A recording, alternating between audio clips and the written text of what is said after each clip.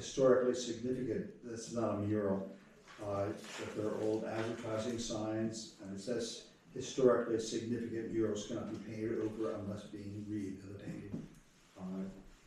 There's a possibility that somebody might like to redo one of those signs that's fading on the side of the building, but they're on the side of the building anyway. The number of murals to no more than 3 per city block, I think that's probably unnecessary. That a mural should complement and enhance the building and be incorporated architecturally within the facade, not a glaring difficulty. And it should not cover or detract from significant architectural features. I think that goes without saying. That's a fairly simple thing. Appropriate size to the site. The theme of the mural should be appropriate within the context of the surrounding neighborhood. Complement the existing character. The mural should be an original design. I think that's very important. That one right there. The color palette, there is a color palette that has already been accepted. Is that not the case? Well, there's a color palette that goes with the branding study that, you know, maybe for certain aspects of murals, but I don't think we're going to say you can only paint murals using this one color palette. It should complement the colors or architecture found in the properties. Sure. Now, it says the sponsor and or the artist's names may be incorporated, but should be discreet and not exceed 5% of the design. That's hilarious. Egomaniac.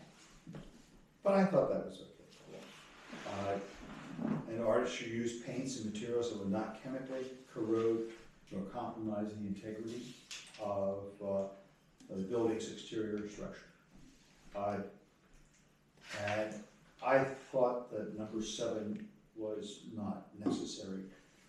Mural be covered with a clear layer of anti-graffiti coating or sealant.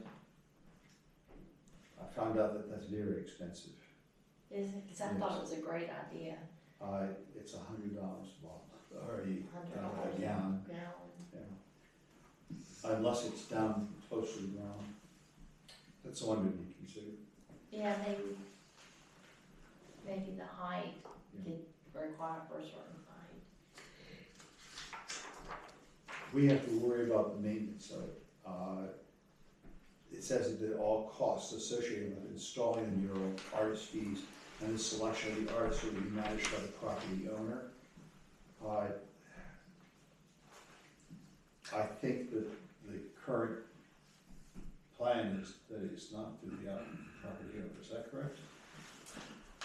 Well, we're in the initial phases of it right now. The initial payment of the mural would be up to the organization that does the painting. We're not planning to ask the property owners to contribute anything other than maybe some in-kind assistance. But as far as once it's complete, then you hand the keys over to them if they think it needs to be touched up in 10 years or something to that effect. That would be the property owner's responsibility.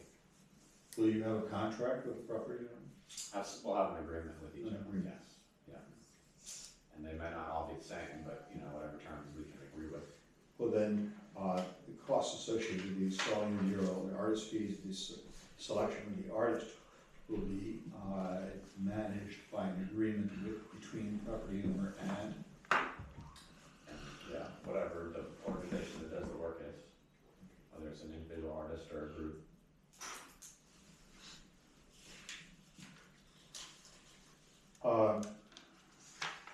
Is the property owner to be responsible for the maintenance of it? That's our intent, to write the agreement that, you know, the initial painting will be on us, but we don't want to have any liability beyond the initial warranty period, you know. And we would say the property owner will sign a written agreement for the maintenance. Yeah. And town can contact the property owner anytime that they think that it needs touching up. Well, just like any of your abandoned buildings or derelict structures kinds of thing, you know, if it doesn't meet your specifications, the town has the ability to discuss that with any property owner, right? I looked at the rest of these things, and I liked a couple of them.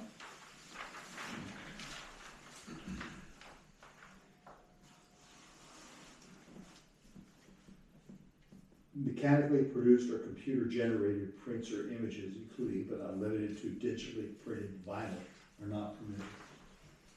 Is that fair? That's, as far as I'm concerned, it's perfectly fine. I mean, this is an ordinance for in perpetuity, but And substituting City of Martinsville. Although vinyl on brick does look good. Pardon? Vinyl on brick does look good and probably lasts a lot longer than paint. certainly a lot cheaper to install. Is that what they did going into the bottom of Main Street on Danville with the old 97? Was that done on vinyl and then here? I haven't seen that. I know they've done it in Hargrave and Colin Powell Leadership Center. We've done it at Southside Soccer. We have an accent wall where 3 walls are regular paint, and then we have an accent wall that's all vinyl. It'll be there forever. A lot of your cars that you see, the service trucks have vinyl on them. You can, not only is it good for marketing and branding, but you could essentially have different vehicles, different makes and models, and you can brand them all the same with vinyl, and they would all look the same to the untrained eye. You can have a beater truck and put vinyl on it, and no one would ever know. Right, it's pretty hard to tell them apart from the regular paint, so. How would that be though? It wouldn't actually be painted, would it? It would be like It's printed, computer? well, it's printed and then you just roll it out. You know, like when you're out in a car, it's printed and you have to kind of install it. But there's an art to it. Yeah, but you wouldn't have a mural artist. You would not have someone with paint. You know, all those ladies and gentlemen that you see in commercials that are painting a mural. Right, but And it they would have a still, paintbrush. but if you said it has to be an original work, it would just be art in a different form. It would be produced digitally instead, and then they print it. I'd have to see some Well, examples. maybe we can have like a designation in there that separates vinyl work in one category and mural work in another. So you'd have guidelines for both. So if you wanted to pursue vinyl in the future, you could. Well, I think we can agree on the prohibitions, displays of nudity, violence or threatening imagery, displays of sexual nature or theme, displays of hostility to any religion, displays that violate copyright or trademark laws, that desecrate the American flag or other revered objects, displays that are racially or ethnically offensive, displays that are harmful or inappropriate for minors, and displays that defame others. Those, I think, are fairly straightforward. I don't think that we can come up with a document today, but I think that we need to have a committee sit down with this and draft a document. What I wanted us to do was open the discussion for this. Now, I think that you want to have murals pretty soon.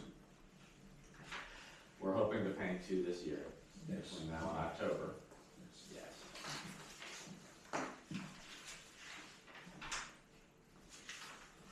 Can we recommend a committee from the council? So procedurally, this thing, Dr. Black would go through, the planning commission would need to, this is a zoning ordinance, This is good. much like yard signs and billboards and so forth. It is Right. also. And generally, all 3 of those would go through the planning commission. They would conduct a public hearing, they would make recommendations to the council, and then eventually some policy or ordinance would be adopted by council upon another hearing. So there would be a couple of opportunities for public input. And you have to be careful with any of these ordinances because they involve the First Amendment and free speech. Sure. Anything subjective, you gotta be real careful with. It's what you prefer versus what I prefer versus what the next person prefers. But all those content issues that are in the policy, those are true. You can enforce that kind of stuff. Yeah. The stuff that's not permissible. But beyond that, you gotta be careful with what, I think you're saying that instead of an arts and cultural committee, we're gonna assign the decisioning to Chatham First or Reimagine? Just reimagine it. Well, Chatham First is leading the Reimagine Chatham committee that's dedicated to murals, but it's a, you know, it's a select committee, it's not gonna live on beyond this year, so. Reimagine Chatham is gonna live on. Yes. Right, well, this particular committee is gonna disband after our initial charge is complete, you know, just for 2026. So, the decision-making body after